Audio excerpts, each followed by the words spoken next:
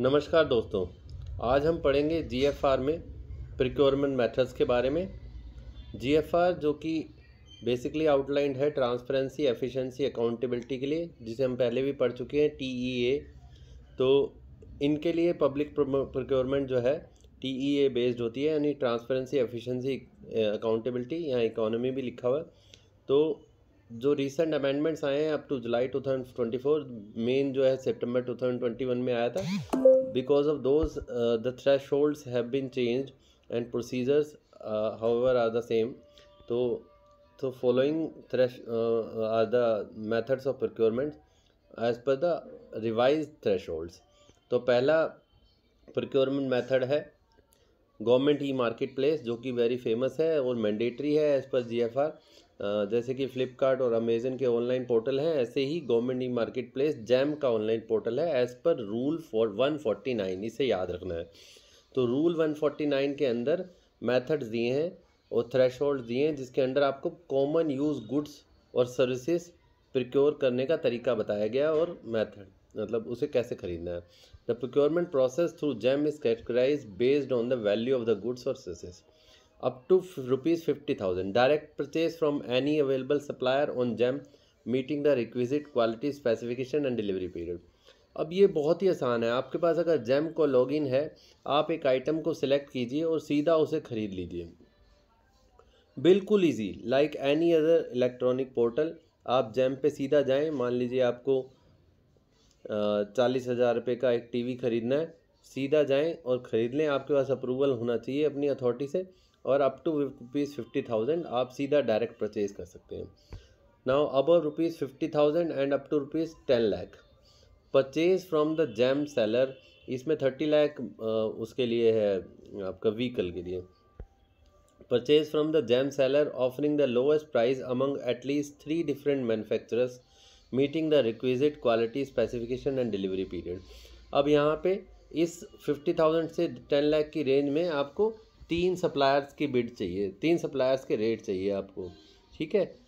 उसमें से आप लोवेस्ट प्राइस यानी L1 को चूज़ करेंगे, ठीक। पहले वाले में डायरेक्ट परचेज है, सीधा खरीद लो। यहाँ पे L1 का मेथड है। Meeting the requisite quality specification and delivery period, दोनों सेम है। आपकी रिक्वायरमेंट, आपकी जो कंडीशन है, requisite quality specification and delivery period. तो इसमें आप QSD करके ध्यान रखते हैं, quality specification and delivery period, QSD, ठीक है। QSD ध्यान रखने से आपको याद रहेगा। Tools for online bidding and reverse auction are available and can be utilised even procurement below 10 lakh. तो आप इसके लिए जो टूल्स हैं वो यूज़ कर सकते हैं, जिसमें कि बिडिंग का, ऑक्शन का टूल अवेलेबल है। ये दोनों टूल से क्या होता है, आपको और थोड़ी सस्ती चीज़ मिल जाती है, इकोनॉमी इंश्योर कर पाते हैं आप। तो पहला हमने पढ़ा up to 50,000 direct purchase, 50,000 to 10 lakh bidding method. 3 suppliers होंगे, उनका L1 का रेट, उनमें आप बिडिंग और रिवर्स ऑक्शन भी यूज़ कर सकते हैं।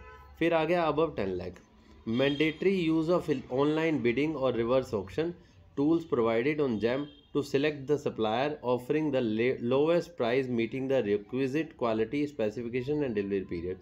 अब 10 लाख से ऊपर आपको मैंडेटरीली बिडिंग और रिवर्स ऑक्शन यूज़ करना है, जो पीछे वाले में मैंडेटरी नहीं था, आपके पास ऑब्लिगेटरी था, है। अब अबव 10 लाख में मैंडेटरी है, आपको बिडिंग और रिवर्स ऑक्शन का टूल यूज़ करना है। फिर अभी जो हमने QSD याद किया था, quality specification and delivery period, वो भी इसमें सेम है। तो 3 मेथड हमने देखे जैम के through. In the case of automobile procurement under this sub rule is permitted without any ceiling limit. अब यहाँ ऑटोमोबाइल के लिए इसने कह दिया कोई सीलिंग लिमिट नहीं है, मैंने पहले 30 लाख बोला था, है ना। अब ये एक मेथड हो गया प्रोक्योरमेंट का, जो कि मैंडेटरी है। अब यहाँ पे दूसरा मेथड आता है purchase of goods without quotation. आपको रूल 154-55 में तभी जाना है जब जैम पे आइटम अवेलेबल नहीं होगी। आपको जैम से नॉन अवेलेबिलिटी का सर्टिफिकेट निकालना होगा, रिकॉर्ड करना होगा कि ये आइटम अवेलेबल नहीं है, या जैम उस दौरान काम नहीं कर रहा था, या कुछ और रीज़न। तो ये सब रिकॉर्ड होना चाहिए, इसका अप्रूवल होना चाहिए। Then you can go for purchase without quotation through rule 154। तो up to ₹50,000 goods can be purchase without inviting quotations और bid.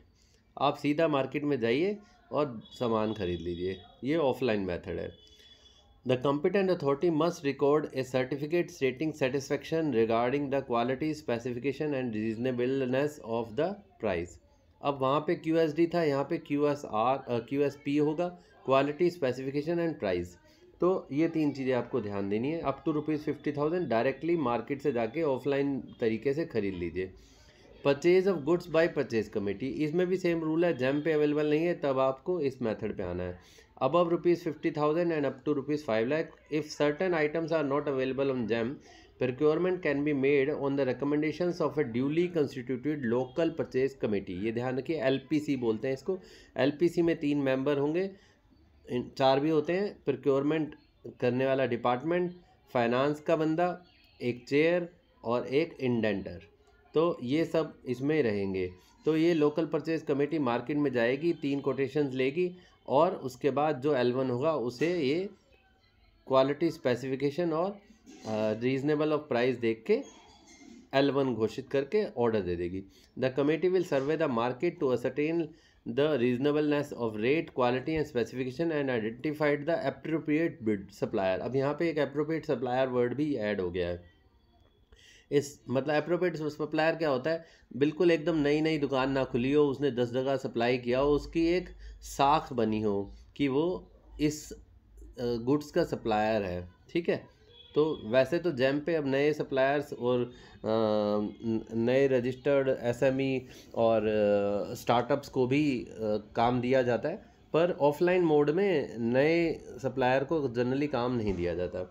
A certificate must be jointly recorded by the committee members confirming their satisfaction with the quality specification, market price and reliability of supplier. अब यहाँ पे QSP के साथ एक reliability वाला word भी add हो गया है। QSP क्या था, quality specification market price. Earlier हमने जैम में पढ़ा था QSD, quality specification and delivery period. तो ये छोटे छोटे अगर आप कीवर्ड्स याद रखेंगे, इससे आसानी से आपका ये याद हो जाता है। अब हम आ गए टेंडर्स पे। तो प्रोक्योरमेंट के मेथड जो हैं, एक जैम हो गया, एक ऑफलाइन बिडिंग ऑफलाइन मेथड हो गया, online offline method, jam online method, offline method जो है डायरेक्टली मार्केट से खरीदने का। अब आ गया टेंडर। तो प्रोक्योरमेंट में टेंडर मेथड भी है। Limited tender enquiry up to ₹50 lakh, this method ये रूल 162 के अंडर आता है।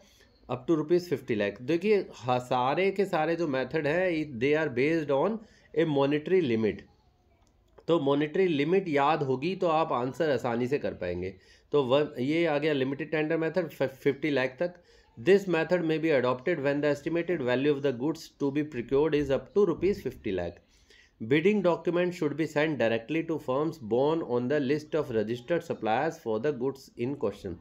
So method का नाम क्या है, लिमिटेड।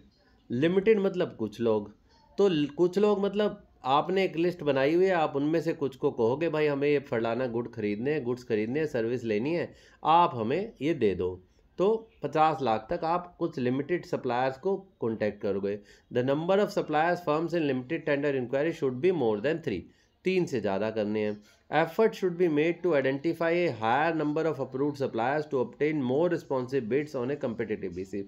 अब यहाँ पे लिमिटेड में चाहे लिमिटेड नंबर है, लेकिन वो कहता है कि आपका एफर्ट ज़्यादा होना चाहिए लोगों से लेने का, ताकि आपकी बिड जो है कम्पिटिटिव हो। तो चाहे नाम लिमिटेड है लेकिन कंपटीशन आपका दिखना चाहिए। The organisation should publish its limited tender enquiry on GeM as well as on the central procurement portal CPP। ठीक है, CPPP क्या होता है, CPPP जैसे आपकी जैसे सेंट्रल में जो है tender.com नाम से वेबसाइट है, और दिल्ली गवर्नमेंट में उसकी दिल्ली प्रोक्योरमेंट्स के नाम से वेबसाइट है। तो जैम पे भी डालो, CPPP पे भी डालो। तो जब नाम लिमिटेड है लेकिन कंपटीशन आपको पूरा दिखाना है, तो इसमें जैम पे डालने से या CPPP पे डालने से बड़े सारे बिड्स आएंगे ही आएंगे, चाहे नाम लिमिटेड है लेकिन कंपटीशन पूरा है।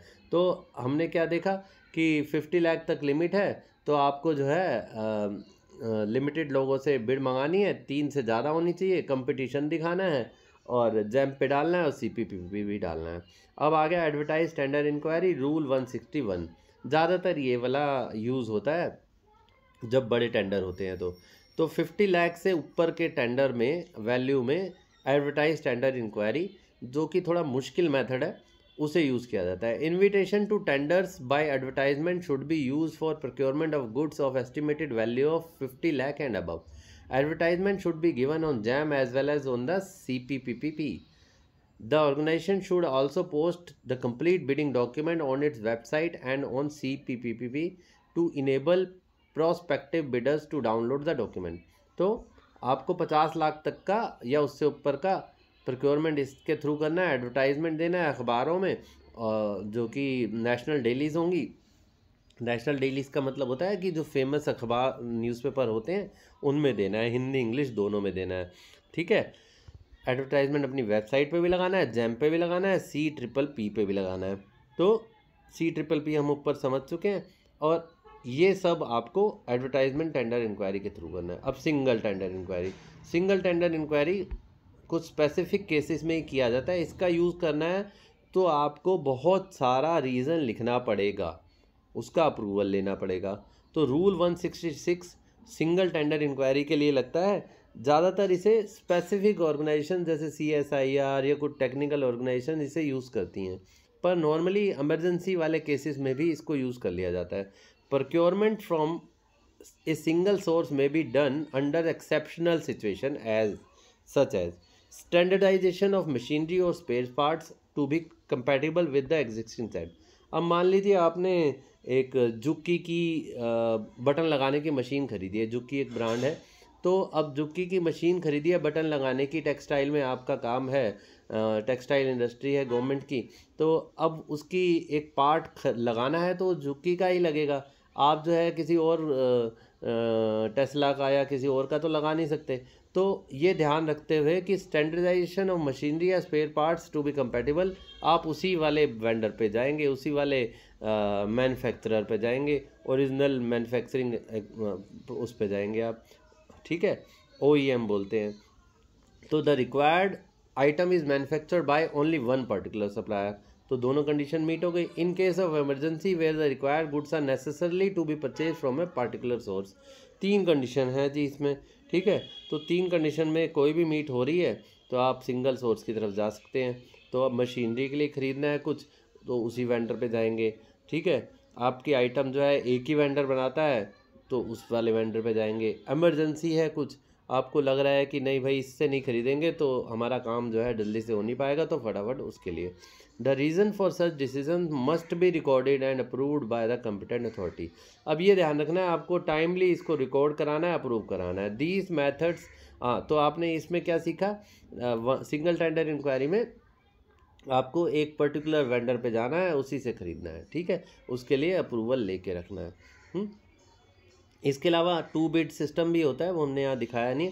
तो 2 बिड सिस्टम में क्या होता है, आपको 2 बिड लेनी है, एक टेक्निकल बिड होगी, एक फाइनेंशियल बिड होगी।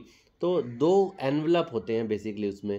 तो 2 एनवलप से क्या होता है, एक जो टेक्निकली क्वालिफाइड बिडर्स होते हैं उनका ही फाइनेंशियल जो बिड होता है वो खोला जाता है। यानी टेक्निकली क्वालिफाइड मतलब क्या होगा, कुछ कंडीशंस होती हैं, जैसे एक बिड वेंडर जो है उसने साल में 50 लाख के कॉन्ट्रैक्ट किए हों और वो यूनिवर्सिटीज़ का काम करता रहा हो, और कुछ इस तरह से कंडीशन रख जाती हैं। अगर वो मीट हो रही हैं और उसके पास पैन कार्ड GST वो और लॉस में नहीं होनी चाहिए, इस तरह की कुछ कंडीशन हम रखते हैं। अगर वो मीट हो रही हैं, वो टेक्निकली क्वालिफाइड होता है तो उसकी फाइनेंशियल बिड खोल ली जाती है। अब दीज मेथड्स ये as outline in the GFR 2017 and its subsequent amendments provide a structured framework for government procurement ensuring transparency efficiency and accountability, TEA आ गया जो आपने पहले भी याद किया था, in the utilisation of public funds. तो ये सब मेथड हैं प्रोक्योरमेंट के, जिसमें टेंडर मेथड्स भी आपने देख लिए। तो ये एक अच्छा टॉपिक है, इस पर आप अच्छे से ध्यान दें और इसको प्रिपेयर करें। अब एक नए टॉपिक के साथ आएंगे। Thank you very much.